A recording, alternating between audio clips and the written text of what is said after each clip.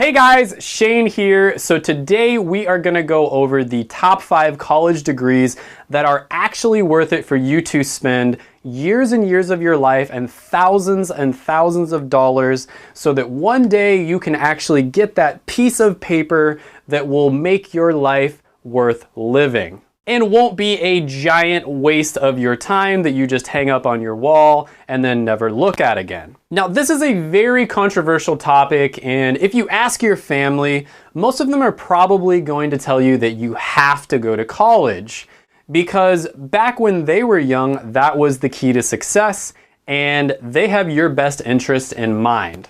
And I mean, can you really blame them? College has been a part of the American dream for decades. But if you look on YouTube, or honestly a lot of different places on the internet, most creators are going to tell you that college is pretty much not worth it.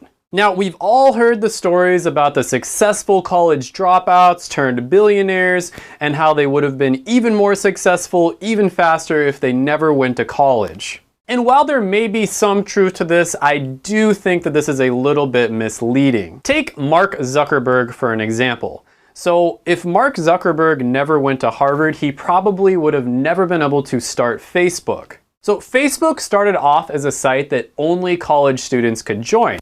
You needed an email that ended in .edu that you could only get if you went to college. Plus, let's be realistic here. Not everyone can be a billionaire. And honestly, do you even want to be a billionaire? I mean, these guys work like 120 hours a week. Like, work is all they think about. They're just totally focused on work. They're basically robots that just work all the time. A study by the Journal of Nature Human Behavior showed that basically your happiness doesn't really increase above, depending on what metrics you use, $75,000 to $95,000 a year. But the truth is that many majors today are just complete scams, and you will probably never be able to get to that $75,000 to $95,000 a year mark. And even if it's your passion in life, you would probably be better off just studying it on your own without ever going to college. And there are countless examples out there of people who end up going 6 figures into debt and they can't even find a job.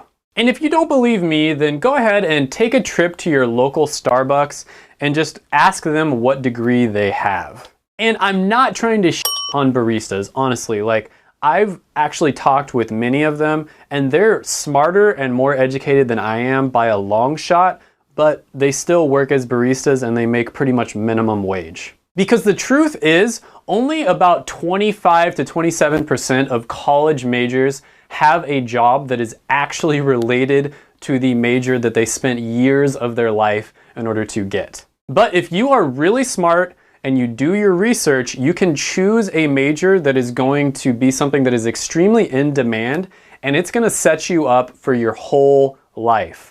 Even if later on you decide to pivot to something else, you will always know that you have a job that you can get in no time. And the majors that I'm going to focus on now are ones that are great right now, and they're also going to be great for many, many years in the future. And if you're trying to figure out what to do with your life right now, like, I don't blame you. I was in your position at one point, and if you really pay attention and watch this video, you're gonna have a really good idea of what direction that you should go. And the reason that I'm making this video is because I honestly wish a few years back that I had someone just like me to tell me the truth. Just give it to me the way that it actually is. Tell me the hard truth, and it would have saved me a lot of time. Now, number 5 on this list is going to be engineering, and this might come as a huge surprise to a lot of you because you probably thought that this was going to be number 1. So what exactly do engineers do? Well, if you look on Google, the official definition is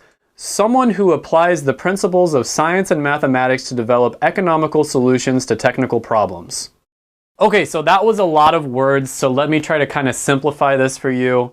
Engineers are basically the middlemen between science and the real world. They have to have a really good understanding of the science behind why things work, and then they basically apply that to the real world in a cost-effective and efficient way. Now, a few examples of engineering degrees that make the most money are going to be obviously petroleum engineering, and then any type of engineering degree that involves software, coding, or technology. And you kind of want to steer clear from some of the other majors like mechanical engineering or civil engineering, unless you have like a big passion for it and you're very, very good at it.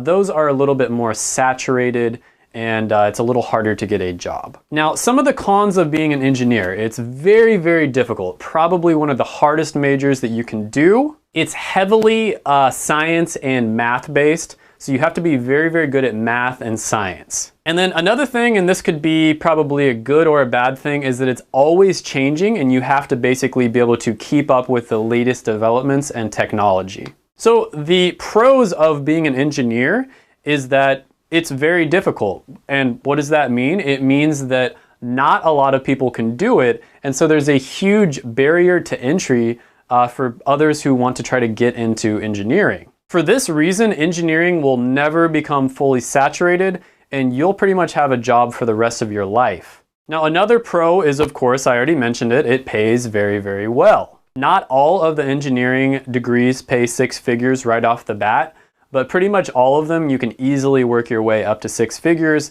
It'll just take a few years. Now, another pro is that there is a lot of room for growth, and you can always evolve and expand in your career.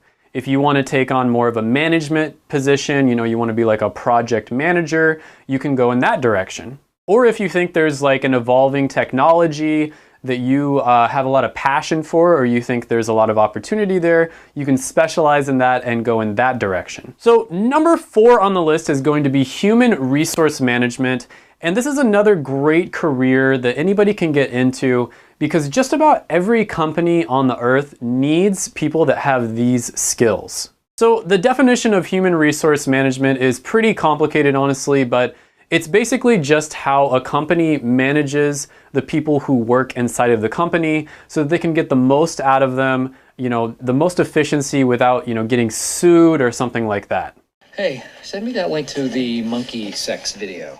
I'm going to forward it like it's hot. Yes! And more companies are realizing that it's incredibly important to put their employees first, treat their employees well, and that way the employees will, make you more money, they'll be more efficient, they will, treat customers well, and it just turns out to be a really good long-term strategy. And it's important to also note that human resource managers are the ones who do the hiring and the firing, and they're also the ones that make sure that the company doesn't get sued or fined. If I had a gun with 2 bullets and I was in a room with Hitler, Bin Laden, and Toby, I would shoot Toby twice. The thing that makes HR so important is that basically all big businesses in any industry that you go into need HR personnel. And I actually know of several different professionals that ended up pivoting and going into HR because there was such a high demand for HR managers.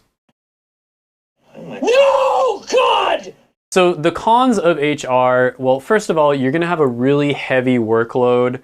You're kind of like the glue person in a company, and so there's just a ton of different stuff. There's always going to be something that you need to do at any given time. And the second thing is you have to fire people, which sucks because you might have to fire people that you really like. And then of course the third thing is office politics. There's going to be a lot of office politics when you get into HR, and you are going to have to be the mediator when people have issues with each other. You're going to have to sit down with both parties and kind of like talk it out. And that can get probably like pretty annoying. So the pros of HR is that you get to interact with a lot of people.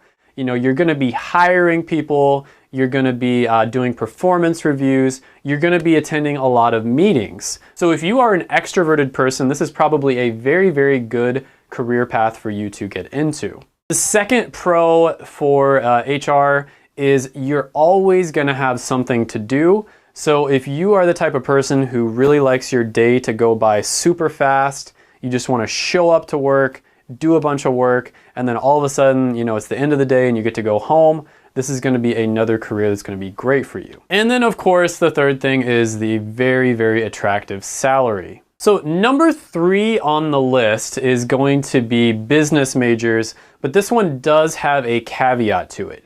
you do have to specialize if you go into business. So you don't want to just get like a general business major, you do need to specialize in something. And a really good example of one that you could specialize in would be a sales manager.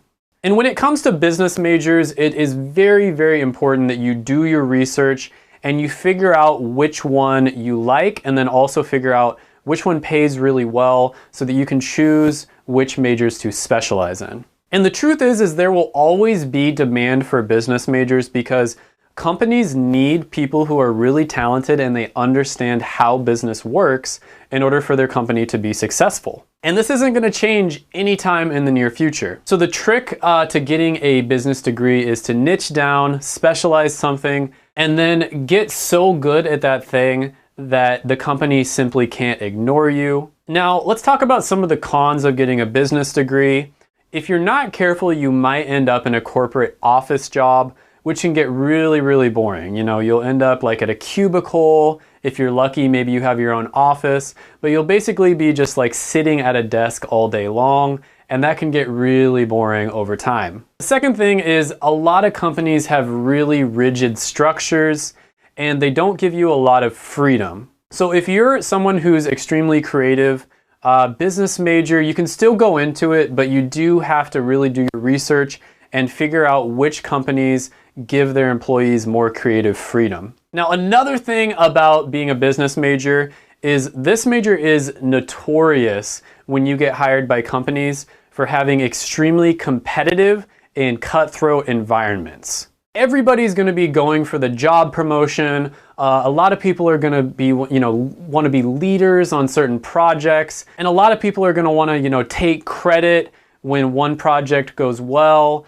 or if it doesn't go well, they're going to, try to blame you. So one thing that will help you a lot if you go into, business major is being competitive. So if you're competitive, this is a really good one to go into, which is one of the pros for being a business major. Now, another pro is the opportunity for advancement. If you really excel in an environment like this, you can work your way all the way up to be the CEO of a company. And CEOs can make millions, sometimes over $10 million a year, sometimes even more. So there is an extremely high ceiling for this if you really, really excel at it. And one thing that I forgot to mention is a lot of the time if you go into a business career, you may need to get a master's degree in order to be competitive. So instead of just going to school for 4 years, you might have to go to school for 6 years or more.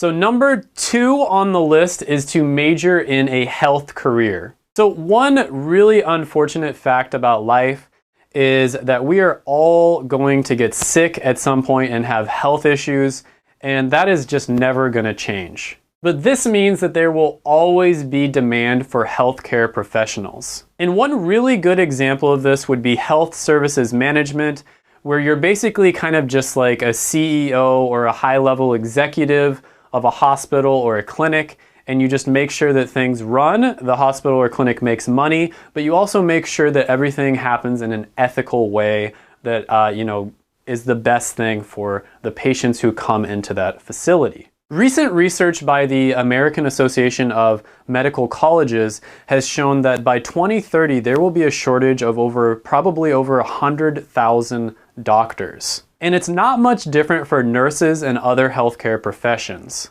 And on top of that, healthcare is becoming more and more complicated with different laws changing and new demands in the profession. And if you choose a career in healthcare, it's pretty safe to say that you will pretty much never go without a job, and you'll be able to live very comfortably pretty much anywhere you want to in the United States. Now, a really good website that you can use to do research on different health careers, because some are better than others, is explorehealthcareers.com. This is actually the website that I used to choose my profession, which is I'm a pharmacist, and it'll give you a really good general overview of different careers that you can look into. So you could maybe make a list of 10 different health careers that you're very interested in, and then go ahead and just, call people who actually work in those careers and then ask them about it. Now, some of the cons of, pursuing a career in health is you are going to get worked really, really hard,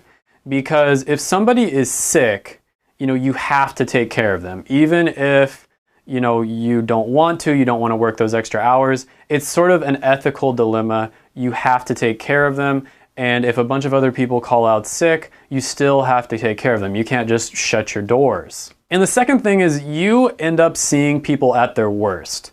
So a lot of the time people come in and they're sick, they've gone through a really crappy process of going through our medical system. And by the time they get to the pharmacy, for instance, they're in a very, very bad mood and they can go off on you. They can be extremely rude on you and it can be a really, really rough environment to be in. And then another thing is this ethical dilemma of, business versus health. So this is a huge, huge issue in this day and age. A business has to make money in order to continue to survive. But when it comes to, health and that sort of thing, it can be a little bit of an ethical dilemma on how much money the business can make. And for that reason, there's a lot of regulations and there's a lot of laws and red tape. Some of it needed and then some of it probably not as necessary. Now, the pros of healthcare is that you will always have a job. I mean, you can pretty much go anywhere you want in the United States, and within a short amount of time, you can find a job if you choose a healthcare degree. And another thing is you get to make a real impact. I mean, if you are good at your job, you are helping people at some of the lowest points of their life, and you can truly go home at night and say that you made an incredible impact on people's lives, which is very, very underrated. Now, number one on this list is going to be a computer science degree. And an example of a computer science degree would be a software developer. And right now we are entering the age of automation where more and more we are trying to automate things that we do in our day-to-day life in order to save time. And this is creating a huge demand for people who can create software that can complete time-consuming tasks more efficiently. They took our jobs! Yeah, they're down, took our jobs!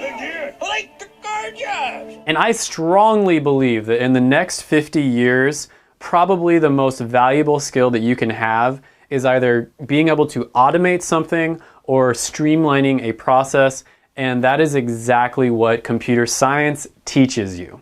Software developers are making six figures right out of college easily, and if you're willing to move to a big city like San Francisco, Seattle, you can easily get up into the $200,000 to $300,000 a year range within a few years. And on top of the lucrative salary, companies will fight tooth and nail in order to get you to be one of their employees. And this means that you can pretty much live wherever you want. Just look at what Google offers their employees. I mean, the offices look like freaking playgrounds. You get amazing benefits. You get free food, free coffee, free entertainment. You can take a break in the middle of the day and do yoga or whatever you want. It is insane. And if you're willing to job hop, and that is basically where you move from job to job every few years, you can basically get companies to start a bidding war and they will all just fight over you. And they'll be like, oh, I'm gonna pay you, $180. No, I'm gonna pay you $190, $210. And that way you can increase your salary to the $200 to $300K a year range a lot faster. Now, a few of the really hot subjects to learn about right now are gonna be machine learning, artificial intelligence. You're gonna wanna get into maybe like virtual reality or augmented reality. And right now, there are pretty much no cons to getting into this. This is the perfect time to get into this major. The only cons I can think of is, you do have to spend a lot of time staring at a computer screen, which we already spend a lot of time doing that, right? And then the other thing is if you want to get paid extremely competitively, you will have to live in certain, big tech cities like Seattle, Austin, San Francisco area, Silicon Valley. You probably will want to live in those areas. So this does round out the list, but I do want to mention that there are a few key things no matter what area you go into that you need to do your research on. You want to look up the average salary because this is going to tell you what companies are willing to pay for this specific skill set, this specialized knowledge that you go to college in order to get. And the second thing you want to look up is job satisfaction. So if you look up a career and it has really low job satisfaction, that might mean that even though there's a lot of demand for it, there might be regulations or something along those lines that are causing the job to be very, very stressful or unfulfilling for people who go into that career. And then the third thing you want to look up is the job growth demand. So you're basically just going to look up, how many openings there are going to be in the next 10 years versus how many people there are to fill those openings. It's pretty obvious. And obviously, if there's going to be a lot more openings than people to fill those openings, there are going to be incredible opportunities for you and there won't be much competition. And then of course, the fourth thing to look at is, are you interested? So you want to pick something that you're interested in, pick something that you're passionate about. You don't want to just pick something that makes the most money. That is not going to lead to a fulfilling life. And you'll actually probably end up making more money if you pick something that you do like and do have a passion for, because you're going to get a lot better at it. And so a good idea would be to make like a list of 10 different careers. This is what I did that fit these 4 criteria. And then what you want to do after you make that list is you want to contact and reach out to people who actually work in those careers. You can do something as simple as just calling them on the phone, going up to the business and speaking with them. And then you can also ask them to shadow, which is where you basically go and just kind of hang out with them for the day just to see what they do on a day-to-day basis.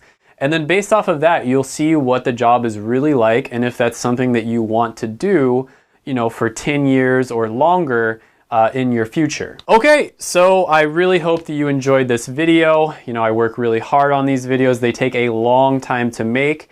And if you made it this far in the video, please like, subscribe, smash the like button, smash the subscribe button, and then also comment down below. Let me know what you think. Tell me if there's some degrees that I missed out on. Tell me if I should have put number 5 as number 1 or whatever you believe to be true. And if you're a Starbucks barista and you're super mad at me for making this video, comment that down below too. And until next time, bye for now.